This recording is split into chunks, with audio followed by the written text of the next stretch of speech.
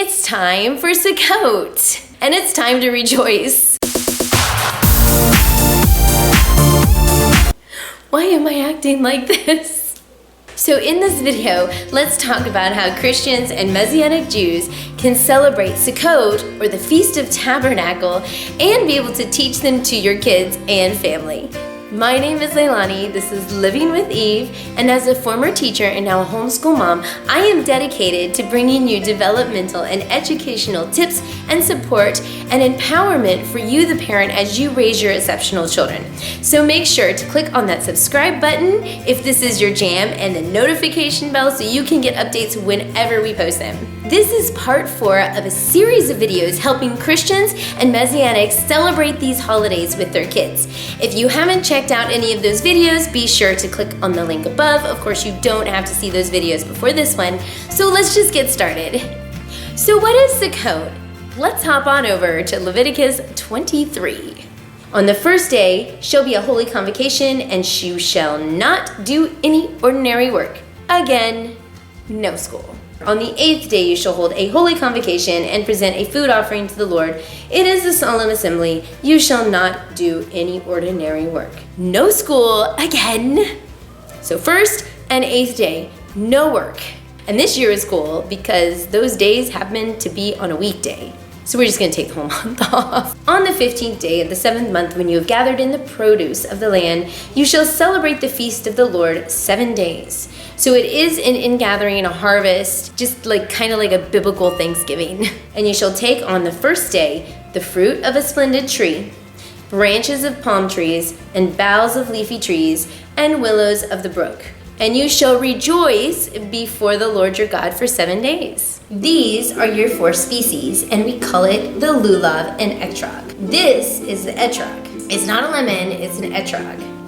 It smells so good. And then you have the palm branch and the willow and the myrrh. And you rejoice with it, shaking it in all directions during Sukkot. And it's a way of rejoicing. Now you can order these and get these online, but if you do decide to do that, make sure you do it early because most of them do come from Israel. What I also love are these really cute little stuffed etrogs and lulavs.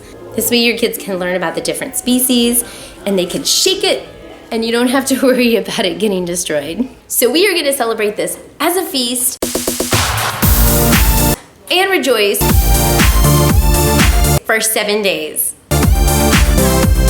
Sukkot is a celebration. I need to insert my son doing the floss right here.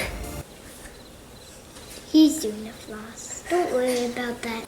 Okay, so back to Leviticus 23. You shall dwell in booths for 7 days. So what is a sukkah?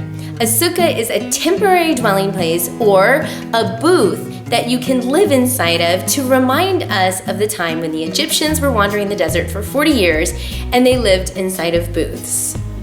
So the first thing that you could do to celebrate Sukkot is you could build a sukkah and live in it.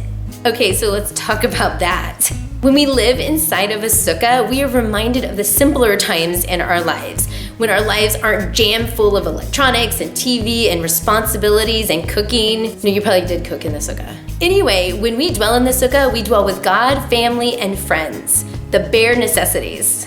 And if you can't build a sukkah, you could just use your screen porch.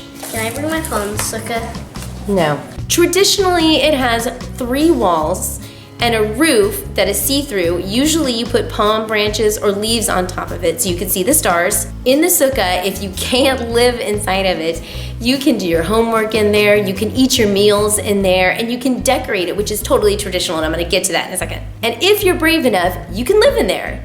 And they do in Israel. And if you're really brave, you can arrange a camping trip with your friends for this week, where you can play games, hang out with your friends, read scripture, roast marshmallows, which aren't kosher, kosher marshmallows with graham crackers and chocolate and all that fun stuff. Like I said before, traditionally, it's really fun to decorate the sukkah. You can kind of think of it like a Christmas tree. You can decorate it with lights, with chains, with fruit, hanging fruit, because it is a harvest festival. You could decorate it with flowers, you could decorate it with vegetables, with a mobile, with pictures and drawings.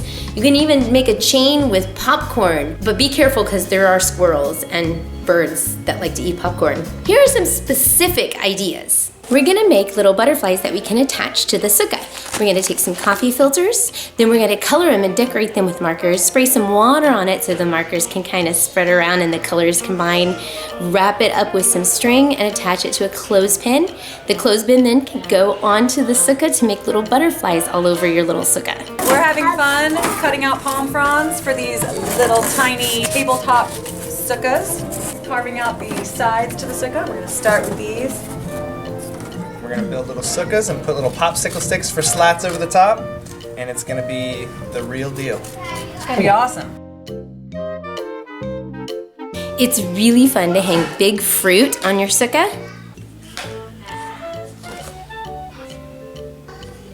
We're also gonna make a large chain with foam instead of paper. That way it can be waterproof. What I'll probably have the kids do is write their names on them in marker. Another thing that I really like to decorate it with is CDs, old compact discs. Remember those? Blank ones. You can decorate with markers, glue buttons on it, put stickers on it. It's waterproof and it creates an amazing mobile that reflects the light and it's just gorgeous inside a sukkah. One year for Sukkot, I had the kids and adult make paper chains. And on each paper chain, we took time to write down what we individually were thankful for. And of course, anything that you put up that's paper, like pictures or drawings, if you live in a place that's very humid and it's something that you want to keep from year to year, a laminator is something that you probably should have, or one of those plastic cover sheets you can stick it in and then tape it up on the top. That way if it rains, it gets wet and it's not really that big of a deal. Because who wants to take down soggy paper off of a sukkah? And if you can't make a sukkah outside or use your screen porch, you can get some of those really large boxes and make box forts. You can decorate those with fruits and markers and colored pencils and drawings and all the fun stuff that goes along with decorating a sukkah. And another fun activity that you could do is talk about the fruits of the Spirit, because God has decorated our lives with the fruits of the Spirit. So you can even pick out a fruit of the Spirit for each one of those 7 days and take the time to talk about it and act out those fruits. We also have some really cool books that we read to the kids. So Sukkot is a harvest festival, and this is a great time to try out all those fun, fruity recipes, or just eat fruit by themselves. But you could do apple pie, you could do apple cider, oranges, you could peel oranges, have grapes for dinner. I did say have grapes for dinner. Banana bread, peaches and plums and pears. You can even jump in there and throw some Thanksgiving recipes in there with corn and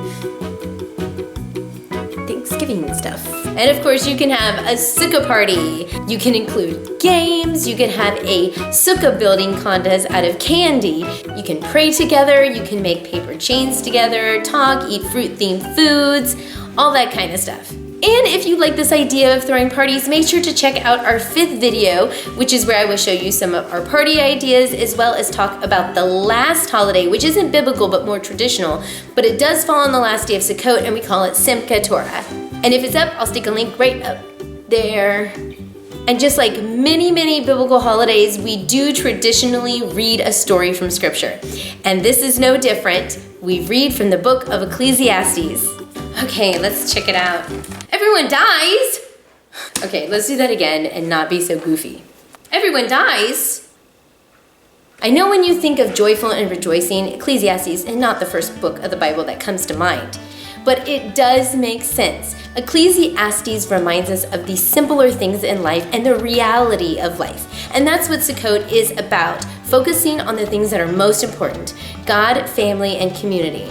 And comment down below if there's any traditions that we may have left out, or if there's any traditions that your community does that are very unique and interesting that we can learn about. And as always, don't forget to share this video with your friends that may be interested in learning about these holidays. And if you liked our videos, give us a big thumbs up. And if you're interested in seeing part 5, as well as 1, 2, and 3, as well as seeing some great educational and developmental tips to help you, the parent, as you raise your exceptional child, make sure to journey with us, click on that subscribe button, and we will see you guys really soon. Thanks for watching.